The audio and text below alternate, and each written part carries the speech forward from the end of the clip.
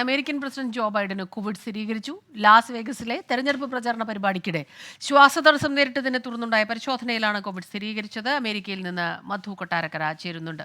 Good morning മധു കൊട്ടാരക്കര. ഈ Biden അനുകൂലികളെ സംബന്ധിച്ചിടത്തോളം വീണ്ടും ഒരു ആശങ്ക ഉണ്ടാകുന്നു. 81 വയസ്സുകാരനായ ജോ ബൈഡന് വീണ്ടും കോവിഡ് സ്ഥിരീകരിച്ചിരിക്കുന്നു എന്നുള്ള വാർത്ത.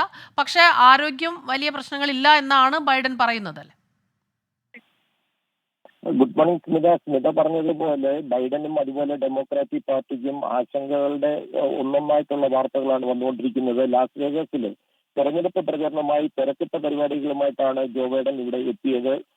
അപ്പോഴാണ് ഈ കോവിഡ് സ്ഥിരീകരിച്ചിരിക്കുന്നതായിട്ട് ഉള്ള വാർത്തകൾ വരുന്നതും പിന്നീട് White House press secretary Karine Jean Pierre ഒരു പ്രസ്താവനയിലൂടെ അത് സ്ഥിരീകരിക്കുകയും ചെയ്തിട്ടുണ്ട്. ബൈഡൻ അദ്ദേഹത്തിന്റെ ഭവനമായ ഡെലവെയറിലേക്ക് മടങ്ങിക്കൊണ്ടിരിക്കുകയാണ്. എയർഫോഴ്സ് വണ്ണില് ഒരു ഏകദേശം 2 മണിക്കൂർ മുമ്പാണ് ഈ വിമാനം ഇങ്ങോട്ട് യാത്ര തിരിച്ചിരിക്കുന്നത്. അദ്ദേഹത്തിന്റെ ഭവനത്തിൽ ഇരുന്നുകൊണ്ട് ക്വാറന്റൈനിലായിരിക്കും. അദ്ദേഹം ഒരു പ്രസിഡന്റ് എന്നുള്ള നിലയിലുള്ള എല്ലാ ചുമതലകളും അവിടെ നിന്ന് വഹിക്കുന്നതായിരിക്കുമെന്നും വൈറ്റ് ഹൗസ് അറിയിച്ചിട്ടുണ്ട്.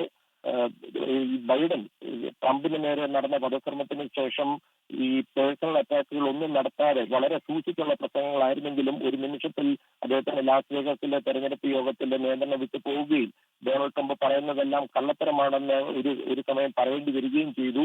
അമേരിക്കയിലെ തെരഞ്ഞെടുപ്പ് രാഷ്ട്രീയ രംഗം ചൂടുപിടിച്ചിരിക്കുകയാണെന്ന് ബൈഡൻ ആവർത്തിച്ചു പറഞ്ഞു.